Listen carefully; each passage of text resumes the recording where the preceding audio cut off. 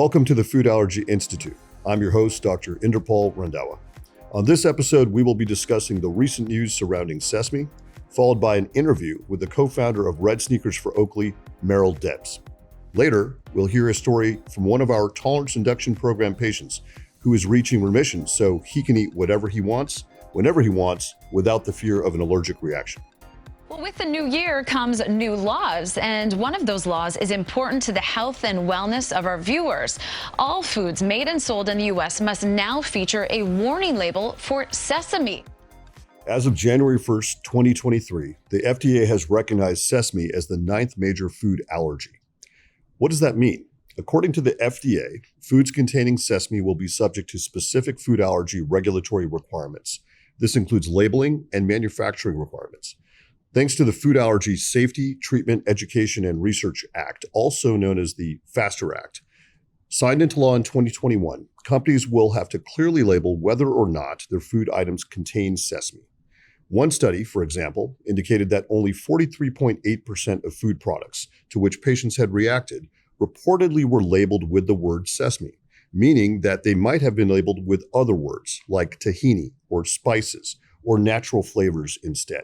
You might be asking, what is sesame anyway? Well, sesame is added to some foods to add texture, and they give certain recipes aesthetic appeal. Sesame seeds are rich in protein, vitamins, minerals, and antioxidants, and are commonly added to certain foods to provide a nutty flavor and a crunchy texture. Sesame seeds are also used in ingredients in soap, cosmetics, lubricants, and medicine. The sesame plant, with the scientific name Sesame indicum, produces seeds that contain protein, fiber, and healthy fats. Sesame seeds also provide calcium, B vitamins, vitamin E, and antioxidants. For most people, this announcement may have come as a surprise, but for us, it was something we've always anticipated. For many years, the Food Allergy Institute has seen patients who have severe allergic reactions to sesame as part of the tolerance induction program. The tolerance induction program treats all forms of the other 8 major allergens, including milk, eggs, peanuts, tree nuts, fish, shellfish, wheat, and soy. With the announcement of sesame joining this list of severe food allergens, restaurants and food production companies will have to work harder together to ensure safe eating for the millions of people around the world who suffer from severe sesame allergy. So what can we learn from this? Like always, we encourage our patient families to read labels carefully. As with any transition, there still may be some food companies or restaurants that haven't completely updated their labeling or menus. So if you have questions or doubts, it's always important to ask what the ingredients actually are.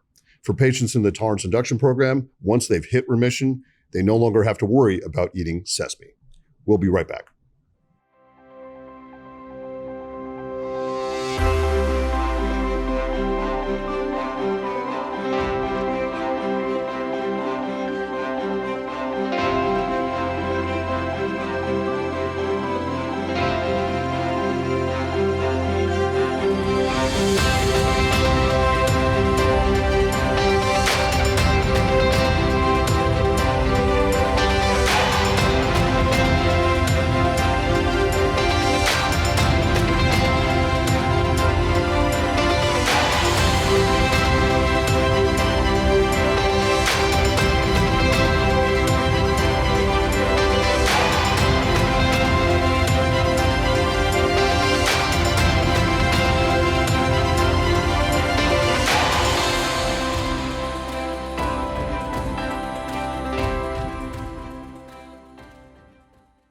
It's my pleasure to introduce Merrill Debbs, who represents and is the founder of Red Sneakers for Oakley. It's very nice to meet you, Merrill. I think you and your family have an amazing story. Can you tell us a little bit about Red Sneakers for Oakley? So Red Sneakers for Oakley was founded by my husband, Bobby Debbs, my daughter, Olivia Debbs, and myself. And unfortunately, the event took place on Thanksgiving in 2016, when we tragically and suddenly lost our son Oakley to what is a walnut allergy. We knew we had a mild allergy, but we did not realize how severe it was. We were not properly trained and we were not properly informed and educated about the severity of anaphylaxis. And we started our organization because Oakley loved to wear his red sneakers. He felt empowered by them. They made him feel like he was invincible, like he used them as a symbol for strength. And he had been saving a pair of red suede Pumas that I had given him to wear while we were traveling. And he was going to wear them on Thanksgiving, which he never got to wear. And our mission for Red Seekers for Oakley is to educate the public about the severity of food allergies and the severity of anaphylaxis. Can you tell me a little more about your journey in the food anaphylaxis space, maybe from the medical side, even personally, and what you found was insufficient, particularly in the case of your son? Yes. My personal journey with the food allergy community, especially on the medical side, has been the lack of educating simply a mom, a parent, a father, brother, sister, any sort of relative or even friends, and a lot of the institutions, is that we did not have an emergency plan. And I feel like it's really important that if you have an allergic friend or family or brother, sister, whomever, that you have a plan. You know what to do. And I would strongly suggest that doctors sit parents down and every year review their child's allergies. Look at the plan, see if anything has changed from the allergic panels, when you do the testing on the skin or even through blood tests. Now, I didn't know any of these things from my doctor. And unfortunately, I had to learn about this after the loss of my son, Oakley. Nobody taught me, not even my pediatrician. So I just think there needs to be more doctor-patient communication once there is a diagnosis of food allergies. I think a lot of people kind of take it as fluffy, but it's not fluffy at all. It's very severe. I totally agree with you. I always tell folks we should use the right term, which is food anaphylaxis, not food allergy. I agree with you. Anaphylaxis explains the risk of how serious it can be. Allergy all too often is almost played off as something not so significant. Correct. And again, I'm so sorry for your loss. I mean, I think this is, this is exactly why I do my work. This is why we have organizations like ours, but ours obviously is targeted and focused towards the goal of not only giving the right diagnosis, but really educating our patients towards the risk, and then thereafter following it with treatment. But I have a question around why you feel doctors don't necessarily put in the effort or go to the explanation side of things. Do you have any insight towards that? Why you think the medical community is not doing it right? Okay, so this is what happened to me.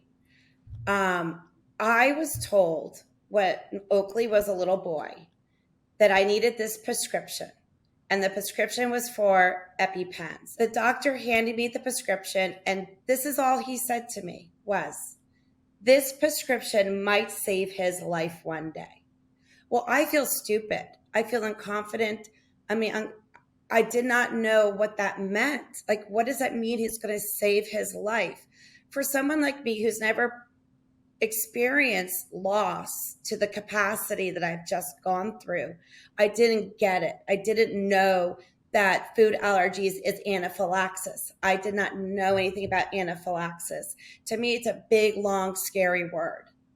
And I wish the doctor had said to me, you need to know the difference between a mild and severe anaphylactic reaction. You need to know what to do. Maybe we should sit down together and create an emergency plan. And that way you would feel more confident. I think that's incredibly well said, Merrill, and I completely agree.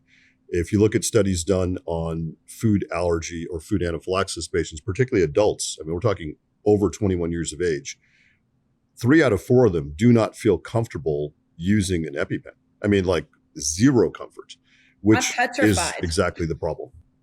Exactly. And I can imagine, having a parent, at least having to administer an auto-injector to a child is perhaps a bit easier because you can train one person. But to your point, it is incredibly difficult to get this message out, and you are doing it, which I think is phenomenal. What are you finding are other factors from parents, perhaps, or even older kids?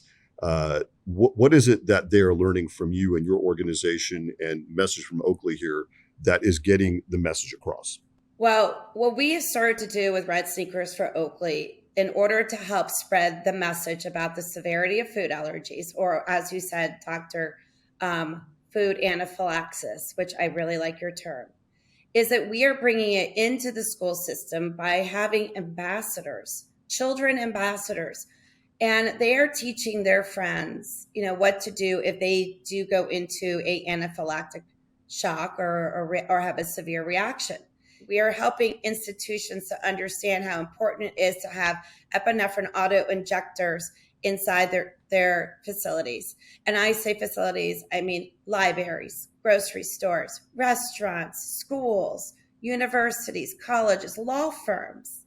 This is a life-saving device, and it should be treated like one, and it should be accessible, just like an AED or even Narcan, which the police are now carrying for overdoses. So we can have an overdose prescription, but we can't have an anaphylactic prescription with our first responders. How do you feel Red Sneakers for Oakley can work with organizations like ours? So I believe that Red Sneakers for Oakley, by using our simple symbol of a red sneaker, it gives it a child playfulness. It gives it softness. It says, hey, we get you're a child. This sneaker is like Superman. It's going to put him on your feet, and we're going to tell you, you can do it. I mean, we have a national day and an international day, which is May 20th. And it's in the month of May because it's the month of food allergy and asthma awareness. And 20 was Oakley's jersey that he wore for soccer and football. And that is our day. And we want people to put on red sneakers that day to say, hey, we support the allergy community. We support the doctors. We support the families, everybody who lives through this affliction. And we understand how important it is to know what to do. That's what Red Sneakers is about. I love it. I think what you are doing and what your husband and family are doing is remarkable. It's commendable. It's praiseworthy. And it's really just flat out amazing. I've been in the medical space for nearly 2 decades, and I've seen what tragedies like this do.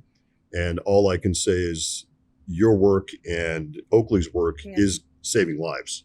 And you should be really proud of what you're doing and what you're accomplishing, and how we can work with you and represent Oakley's mission and legacy. We are more than happy to do. But you. I'd say, again, kudos to you, and I really, really appreciate you taking the time to be with us today. Well, thank you so much for asking me to sit down and talk with you. I'm so proud to be working with you as well. It makes me feel great to know that people in the medical field support us. And, let's use the red sneaker to support the children and adults who are, have this affliction, and let them know this is our symbol. This is, like the pink ribbon. Ours is a red sneaker. I love it. I totally agree with you. I think we have to remove the distance. There's too much distance with this condition and the general public, and bringing in, Oakley's red sneakers, I think is a great way to do it. And I have my pair of red sneakers. I'm going to make sure I wear them for sure on May 20th, if not more often than that. But thanks again, Merrill. Really appreciate you taking the time to be with us today. Next, the first in a series, let's learn more about the Tolerance Induction Program by answering one of our frequently asked questions.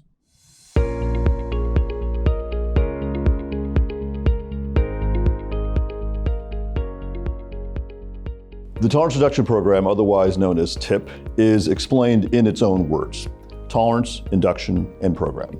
When you hear the word tolerance, it essentially means getting your own immune system, your body, to accept something as normal or accept something as self.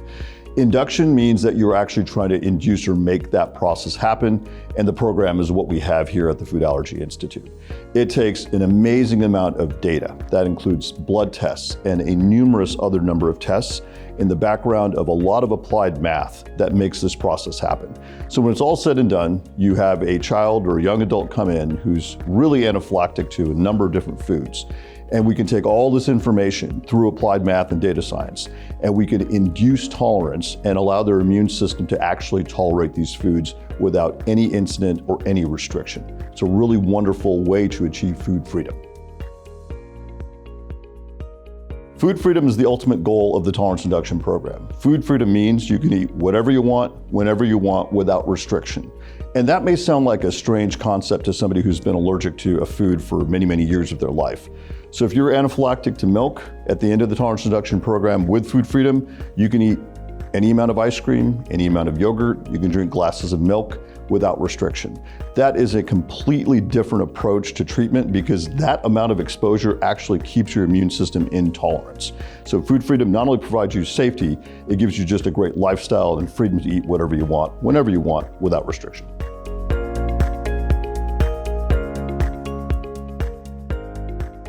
I would like to thank Merrill Debbs from Red Sneakers for Oakley for joining us today. To find out more about the incredible work they're doing, please visit their website at www.redsneakers.org. We also encourage you to visit our website, www.foodallergyinstitute.com, to learn more about our program and see if it's a right fit for your family and to view resources related to today's topic. I also wanted to remind our families about the upcoming Easter season. Did you know, according to the National Confectioners Association, that Easter is the second most important candy eating occasion of the year for Americans, who will consume over $2 billion worth of candy this Easter? 51% of people plan to visit family and friends for Easter, and 56% of people plan to cook an Easter meal. So please be careful and mindful of your allergies during this very special time. And before we end our show today, I would like to introduce you to Yuma, one of our patients at the Food Allergy Institute. A few years ago, he had a life-threatening allergic reaction. Now, he can eat the very foods he once avoided without fear. For the Food Allergy Institute, I'm Dr. Inderpal Randhawa. Thank you. My name's Connor Whalen. My name is Chisa. And we've been in the program for 4 years, going on 4 years. Yuma is in 4th grade. And he's almost 10 years old, and he's actually been in the program for almost half of his life. And he's a regular kid in all respects for the most part. He was pretty young. He broke out in hives around his mouth when he tried Sesame one day, and it really surprised us. We realized we better take him in and get him tested. And when we found that not only was he allergic to sesame, but a whole long list of other things: tree nuts, peanuts, soy, shellfish, and that he was not just allergic, but actually anaphylactic to all these foods. Our lives changed big time at that time because we had to start reading labels. We had to start being careful about what we fed him. We had to change our whole way of thinking. We saw many allergy specialists, and they would just give you the EpiPen and good luck kind of attitude. And I remember one time one allergy specialist, he said, Yuma will never know the taste of a peanut because his allergy for peanuts were off the charts. So when he said that, wow, that was shocking to me that, wow, we have to avoid the peanut for the rest of his life and he'll never taste it. Honestly, the first thing I want to say is which one, because there were several hospitalizations. One of the first ones that I remember was he had a little bite of cashew. He didn't even swallow or chew or crunch it. He just had a little bite and instantly spit it out and started coughing. And yeah, I had to take him in, and then they gave him an EpiPen when we got there, and he had to stay there for that 4-hour period or whatever it is. So then it wasn't until some years later that we discovered the Food Allergy Institute, which we never even thought existed. We never thought he would ever eat any of these things. So yeah, we're grateful. The changes, right? It's a big change. Night and day. Night and day. The only food we really worry about anymore is peanut. And now that he's up to 20 a day, we don't even have to worry as much about peanuts anymore. Being able to go to a convenience store and tell him, go grab any candy bar you want. being able to go to ice cream and say, try any flavor here. You know, if he wants to go to a sleepover, not really having to be too strict or worry too much about what he's fed or what he eats there. You know, all those little things, they add up. They really do add up. We would definitely recommend the program because it is a game changer for the better. Your life, your child's life will be dramatically improved by this program. The ability to go shopping and not have to read labels, to not have to carry around EpiPens everywhere, to be able to travel, to be able to let your kid go to school and have them eat whatever may come their way and not have to worry that they're going to have an anaphylactic reaction is a big deal, a really big deal. But there will come a day where he wants to try all kinds of different foods, and now he will be able to. So that's food freedom.